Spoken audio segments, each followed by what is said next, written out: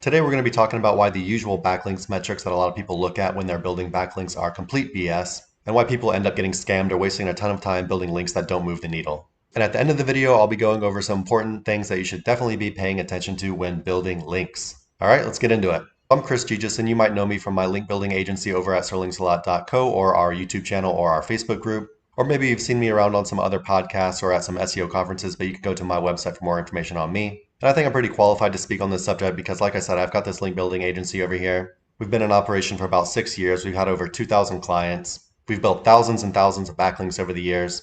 So I think I have a pretty good idea of what's working and what's not. So normally when people are evaluating the quality of a backlink or a domain, they just look at these metrics right up here at the top. The first one is DR, or domain rating. So this website has a DR of 54, which is pretty good. So a lot of people would say, okay, it's got a DR54, it's a high authority site, I definitely want to link from it, but that's definitely not the case. As you may or may not know, there are a bunch of gigs on Fiverr where you can artificially inflate your DR. For example, I was talking with someone pretty recently, and they showed me the DR boosting gig that they bought, and it pretty much consisted of a bunch of Web 2.0s and social profiles. These are links that anybody can go and make for free themselves. And doing this kind of link building can trick Ahrefs so that you have a high DR on their website, but it does not trick Google. And this is a very common tactic with websites that are selling backlinks because they want their DR to look very high because then more people will want to buy links from them. Next up, we have the amount of backlinks that the entire domain has. And this is not one you should pay attention to at all either because it's very easy to inflate this number. For example, our website over here at sterlingsalot.co, it looks like we have about 408 pages indexed on Google. So if I was to go to our website and then I was to put a link to your website in the footer or our sidebar, that would show up on every page on our website and you'd automatically get 408 backlinks from us. But as we know, each link coming from a domain does not count as much as the previous. The law of diminishing returns definitely applies here, which brings us to our next metric, referring domains, which is a much better measure of backlinks than the actual backlinks metric. So this just counts how many domains are linking to you rather than individual pages on domains. But again, you can't pay attention to just referring domains because you don't know how powerful all of these domains are. So they could have 1,000 referring domains, but they could be quite weak domains, or they could just be a bunch of social profiles. Next up, coming over here, we have keywords and traffic. Keywords can be a decent measure of things. It depends what keywords they're ranking for and how well they're ranking for them. Then we have traffic, which they can also very easily manipulate by ranking for keywords that have very low difficulty but high search volumes, branded searches, or just keywords that are completely irrelevant to their website. So these are usually the main things people look at when they're building backlinks, and they are a good starting point. However, you can't really just rely on this stuff at all. I will say that you can use this stuff to disqualify backlinks. So for example, if the DR was only 5 and you wanted some higher authority links, you could just say, okay, no, we don't want it. Or if they had less than 50 or 100 referring domains, you could say, probably not worth it. If their keywords were really low or they had 0 traffic or less 500 or less than 1,000 traffic, you could say no thanks. But just because they meet those thresholds does not mean that you should automatically qualify them. You should still look into things a little bit deeper. So let's look at some stuff that you should be paying attention to. So number one, keywords. You can go over here and click organic keywords. The things you can look at here are first, what are the types of keywords they're ranking for, and then how much traffic is coming for each keyword. So you can see this site is getting most of their traffic from one keyword right here. Keyword difficulty 1. You can actually see all of their keywords, all of their traffic are coming from these super low difficulty keywords. So basically the only reason this website is ranking for anything is because they're writing stuff that no one else is writing and Google has no choice but to put them in front of people. Like, could you tell me what a single one of these things are? And the answer for me is no, I don't know what any of this stuff is. But congratulations, you ranked for 122 is a record for humans, whatever that means. Next up we have backlink profile. Come back to Ahrefs, click backlinks. So you can see they have 400 groups of links, but let's go ahead and filter that down a little bit. We'll do a minimum domain traffic of 250 and a minimum DR of 10, which is quite a low bar to see how many quality backlinks they have. So you can see out of that 400, they actually only have 24 links that are considered any kind of quality. Then you can come down here and just see what kind of links these are, because there'll still be some links that are in here that are not quality links as well. So what I can tell you just very quickly looking at these, a lot of these are just Fiverr guest posts. For some reason, a lot of Fiverr guest posts like to put the brand name at the end of the title. So you can see this one right here, this one, this one, this one, this one, this one, this one, this one. Basically a ton of Fiverr guest posts in here. They probably went and spent about $100. And then while you're in here, you want to see if the backlinks the website is getting are relevant. So you can just look at the titles and the URLs here, just to see if kind of the keywords in the articles that are linking to the website have anything to do with the website itself. So if this had a bunch of kind of video game keywords in here and there was a video game website, it would make sense. But if it was a bunch of like sports stuff or a bunch of travel stuff or foreign stuff, then it might not make sense linking to a video game website, right? Next up, we want to look at the anchor text. So you can come over here to anchors and just see how spammy the anchor text they're getting is. This can be a little bit hard sometimes because a lot of websites do get spam naturally that they didn't build, and you don't want to be looking at that. So again, we can come over here and filter for about 250 domain traffic minimum. Generally clean things up quite a bit because it just filters out all the super bad stuff. This can be a little bit harder to analyze though, but it's definitely something I like to check out as well, just to make sure they're not hammering a bunch of exact match anchors. Next up, outbound links. So back to Ahrefs, outgoing links, linked domains. So we can see all the domains that they're linking to right here, and now we can go ahead and sort it by DR. So we can get the lowest DR sites at the top, so you can see how many of these non-reputable websites they're linking to. So this website, they're linking to a ton of super low authority stuff, which gives you a pretty good indication that they are selling backlinks. Just to give you a comparison, let's go ahead and look up our website, linksalout.co. And you can really see here that sorting by DR, we don't link to nearly as many domains that are not below like DR 50 or so, right?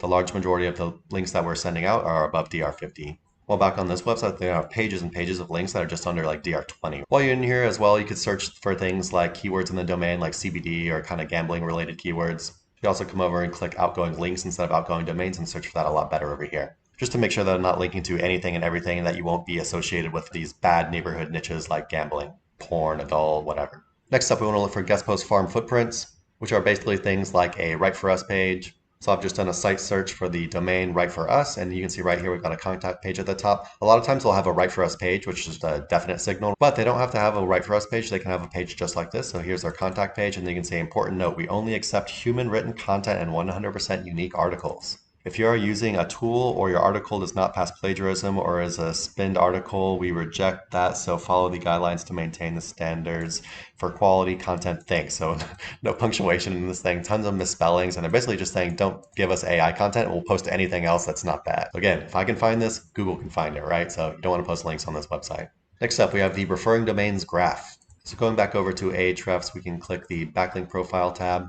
And what we're really looking for right here are big spikes like this where the line goes straight up, right? And the only real reason that this would happen is if they are doing a bunch of backlink spam or if they did a 301 redirect. So a lot of the times when you see something going on like this, they're just spamming their website with backlinks or they're trying to manipulate their DA or DR in some way. So definitely something to look out for there. Next up, we have the traffic graph, clicking organic search. And you can see these guys pretty much went down to 0. So we wouldn't really want to post a link on this website because they've lost the large majority of their traffic. However, if the traffic looks like this and it's just going sideways, you're probably pretty much fine.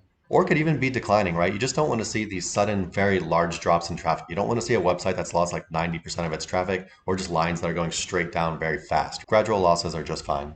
Next up, we have traffic location. So coming over here, we can see the majority of this website's traffic are from the United States. What you don't want to see is if it's an English website and they're getting the majority of their traffic from like Pakistan or India or something. However, you can see over here on our website, linksalout.co, we actually get a decent amount of traffic from India, Pakistan, and these other non-English speaking countries. So it can be completely natural as well too. And basically because I own this website and I know what's going on with it, I know that a lot of this traffic is coming from 1 or 2 articles that people in these countries really like.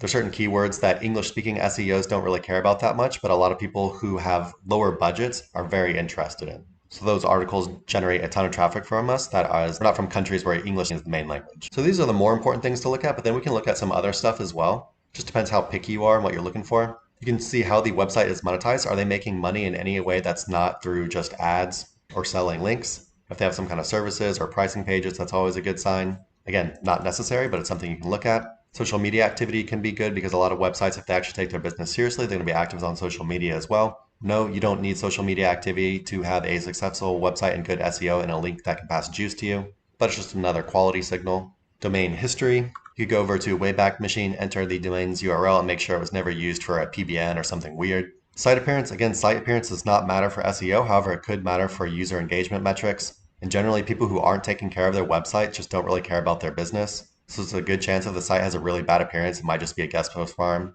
trying to make really easy money. Again, we already talked about how a lot of these Fiverr guest posts or these public list guest posts, for whatever reason, they like to put the brand name at the end of their title. And actually, I don't think they even like to do it. I think they're just so lazy, they never change the default permalink settings in WordPress. So it's just automatically putting the title and then the domain name. And last up, if you're doing link insertions, definitely be aware if the pages have a ton of outbound links in the articles, if they have obvious other paid link building on and just a lot of it. Because a lot of times you'll see domains that have pretty much passed all of these other checks, and then you go and you say, okay, I want to find an actual page that I want to get the link insertion on. You go to all the pages that you want to insert links on, and they're just completely spammed out with other domains. Definitely want to avoid that. One big disclaimer here is that bad links can work, or links that just don't pass many of these checks. We have to be real about what's working in SEO, and you don't need this picture-perfect backlink profile to rank. But if you focus on this stuff for the majority of links, you're going to do pretty well in the long term. But just remember, they don't all have to be perfect, right?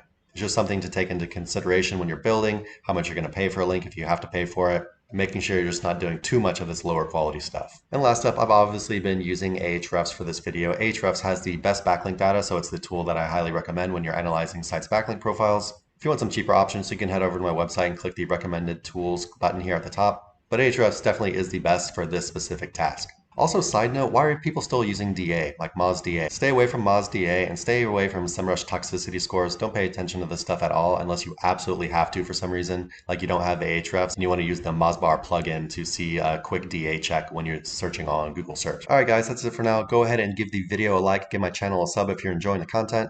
And definitely check my channel out because I've got a bunch of other videos on link building that are worth seeing. For example, this one, 20 plus off-page e-tactics, free backlinks that rank, best backlinks, backlinks don't matter. Anyways, that's it for now. I'll see you next time. Bye-bye.